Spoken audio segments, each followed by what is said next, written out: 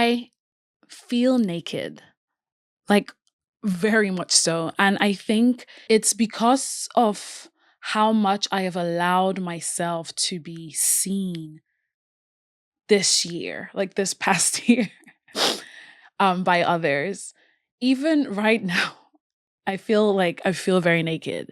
And it's not something that I have ever allowed myself to do. It's never come to me easy in the past. Um, I remember 2 years ago when I decided to write a West African fantasy series called The Once Before. And I decided to pitch that to production companies and producers in LA. And to kind of like condense the whole story to very short, like this is an extremely condensed version of the results of this pitching session. They got back to me and they were like, why don't you write a book? And, my stubborn behind was like, I'm going to go on TikTok and you'll see if they would love it. And that would, be proof enough, And then I got on TikTok and grew over 10,000 followers in less than a month. All of them were like asking, "Oh my gosh, when can I see the series?" And a lot of other people were asking, "When is the book going to be out?" Ultimately, I got overwhelmed by the rapid visibility and on my page and just me in general. So I ghosted them for 2 years.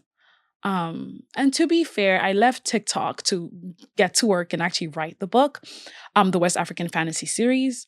Um, but I ghosted them because I felt very exposed. I felt too seen, and I felt, and that's been my Achilles heel throughout my life. I just always allow myself to run away from the spotlight and from being seen or noticed by people. So I get it. As a creative, is a very hard, is a very tough challenge to overcome because how are you going to create art and not be seen? Like art is to express, but I feel like the beauty of creating art as well is the communalness that comes with it, the conversations, the back and forth, the questions. But Chelsea, you're doing it right now. You're getting yourself out there and you're speaking your truth. I wouldn't exist without you ever doing this. So kudos to you. You're absolutely right, Blushy. This is why I love you. I can't imagine a world where you don't exist. So I'm happy I did this podcast. I really am. I know. Also, it's Christmas. So grab your Christmas hats and let's merry together. Because it is December. And in December, we are communing as family and friends. And I don't know what accent I'm doing. Oops. Child. I can do my Nigerian accent. Wait. Hold up. So my sister trolls me that I can't do pidgin English, which is like broken English. She says, ew, every time I do it. So I'm going to do it. Okay. How I go start up? Jody. Like I said it. Wait, stop. I'm shy. December don't come real fast. The year don't they wrap. Christmas don't they come. What we go do? I don't know. We go just jolly they go. Go eat food, we go dance, turn up, dirty December. Sapa no go catch us, okay? Okay.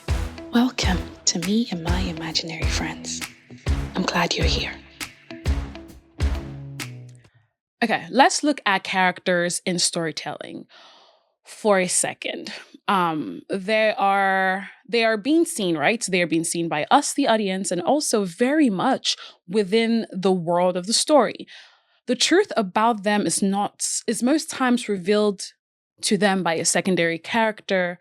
You know how the thing your character or your protagonist needs to learn is often already said to them earlier on by a supporting character, a mentor, for example. But the protagonist doesn't get it until they go through the performance of their truth, until reality forces their inner wound to collide with external pressure. This realization often happens if I'm going to be using the Blake Schneider beat sheet, for example. It often happens right after the all is lost moment or during the darkest night of the soul. And other times it may happen right after or during the midpoint in a story. Um, and the only reason we, the audience, understand this transformation is because the story is being told at all. A story reaches witnesses, and that witnessing completes the arc. The only reason we are able to know that Zuko was never the villain, but a broken boy trying to find his honor is because Iroh witnessed him. Because someone saw past the performance, because we, the audience, witnessed him. The only reason why we know in The Bear, this TV series The Bear, Carmen isn't just a stressed out chef, but a man drowning in childhood trauma, trying so desperately to do better because his crew and the audience, we witness the cracks in him. We see the truth he tries to hide. The only reason we know Elphaba in The Wicked isn't wicked at all from Wicked, but someone punished for being different is because Glinda witnesses her heart, is because this story lets us witness her side of the truth. What else? The only reason we are able to know that Logan Nine Fingers from the first Lost series is more than a monster, that beneath the bloody nine there is a man desperate to change, is because his companions witness him, because Pharaoh and Giselle and Baez see pieces of him he tries to bury, and because we, the audience, witness that contradiction. The only reason we understand Glokta from the same series isn't just a torturer, but a man shaped by pain and humiliation and survival, I would say, is because we witness his inner monologue and the thoughts he'll never say out loud. His truth exists because someone observes contrast between what he shows he is and what he thinks he is. A very great performer, that one, by the way. Um, the only reason we know that the brothers in Sinners, Ryan Coogler's movie, are more than gangsters, um, that beneath their hardened exterior, there is fear, there's trauma, there's longing, and there is this craving for like redemption in their different ways. It's because the people around them see the cracks, because a juke joint, a blues song, a community, a history of people look at them and we witness them. Without their witnessing, their becoming arc would stay invisible. Ultimately, what I'm trying to say is with the examples I've just given, I've just mentioned, it is because a story is told and an audience is reached. Becoming isn't private. Growth needs witnesses. Transformation happens in the open. And not because it's comfortable or convenient, but because it's necessary. Yin and yang. The inner change is only complete when it catches up to the external, when the external world reflects it. You know that tree falling saying that if a tree falls in the forest and no one is there or around to hear it, did it actually fall? I think the tree did fall, right? Privately. But the meaning of that fall, its impact, and I guess its story, that exists only when another consciousness perceives it. And I think that's what that quote is trying to like get at. Change begins in solitude. I would agree. Without an audience, yes. That's the tree uprooting, the leaning, the falling. But the idea of transformation is experienced in the presence of your village when someone else bears witness. That effect of transformation is through interaction, interacting with other people. So your characters become who they are through being observed. Mentors witness them. Enemies, their antagonists, they witness them. The world witnesses them. They even at points in time witness themselves. And the same is true for us. My becoming, Chelsea Nwasike's becoming, requires, to an extent, visibility. Talking about Alphaba earlier on, I just watched part two, Wicked for Good, with my friend Bailey. And first of all, great film. I love it for different reasons than I love the first one. But you see how Dorothy was pretty much non existent in this universe of Alphaba's story because it wasn't her story we were following, it wasn't her story we were witnessing. Now, yes, her interaction with Elphaba did affect the trajectory of Elphaba's transformation, but we have no depth of Dorothy's story. We have no idea of the yellow brick road or Toto, the dog, or what makes her the character we enjoyed watching Wizard of Oz. It's because it wasn't her story. Now look at you. If you didn't know this already, you are the protagonist of your own story, your life story. You are the main character. How are you allowing being seen to be part of your becoming?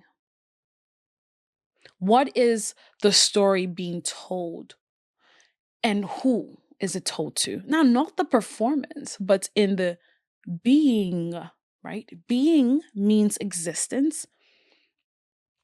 Existence is conceptually existence through the effect of your presence to the things and the people around you, including yourself. Existence is not just being alive, it's being in relationship through impact and through interaction. In philosophy, this is called the relational ontology, which basically says a self that never interacts is a self that never fully emerges. Now, yes, we exist not because people see us, but because we are in a relationship with the world around us, like objects and our environment and ourselves and others. Like when you when you grab a cup of coffee, that mug, when you put on your glasses, when your feet touches the carpet, cause and effect, touch and response, you change them. You shift either their placement or the energy or the physical states of the things around you on a daily basis. And that is interaction. That is you leaving your imprint. That is existence. No audience is needed, right? You don't need external validation. You don't need a response. But there's no like impacts, like in the dramatic way, in the dramatic sense. You're just being in contact with the world around you. Existence is evident in our interactions through the tiny exchanges between us and our environment. So, that's the baseline of being alive. But I don't think we want to just exist, like, do you want to be a plastic bag drifting through the wind, wanting to start again? I don't think so. I think we owe it to ourselves to be transformed by our environments and the people around us. The most terrifying thoughts is knowing how to exist for others, be seen by others, but not be visible to ourselves. Oh, I never thought that. Hmm. Do you know of the observer effect? What is that? Okay, there is a concept in physics called the observer effect. The idea that the moment something is observed, it changes. We do the same thing as humans. When someone is watching us, we curate, we overperform, we self correct, we hold back all the mess that makes us who we are. We rehearse. Characters do this too. Writers do this. You do this. I do this.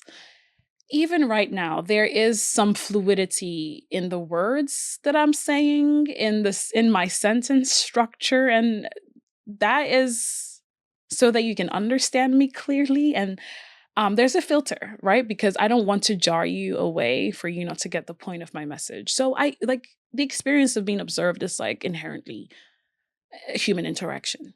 Now think about how honest you are when you're by yourself alone with your thoughts or in your journal, right? You're like witty and like unfiltered and like freaking brilliant. Like, you know, when you're in a heated conversation with somebody or an argument, and it's only when you're like in the shower washing your hair and you're like, wait, I you I could have said that, or I had this killer line that would have obliterated your entire point.